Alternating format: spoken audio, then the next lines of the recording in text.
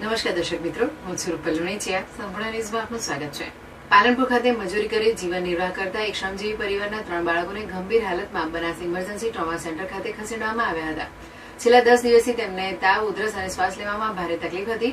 હોસ્પિટલમાં ફરજ પરના તબીબોએ પ્રાથમિક સારવાર આપ્યા બાદ વધુ ઇન્ફેક્શન જણાતા 3 બાળકોને પીઆઈસીયુ વિભાગમાં દાખલ કર્યા હતા. લોહીના રિપોર્ટ અને એક્સરે માં બાળકો લાંબા સમયથી ન્યુમોનિયાના ગંભીર ચેપથી પીડાઈ રહ્યા હોવાનું સામે આવ્યું હતું.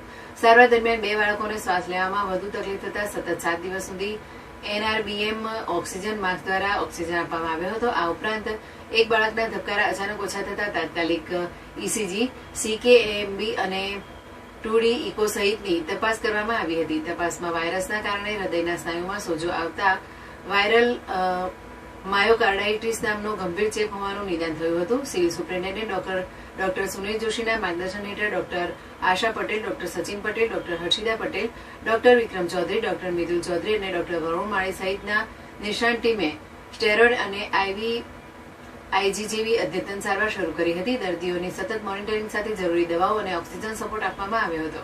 તબીબોની સઘન સારવાર અને દેખરેખના પરિણામે બાળકોની તબિયતમાં નોંધપાત્ર સુધારો થયો હતો.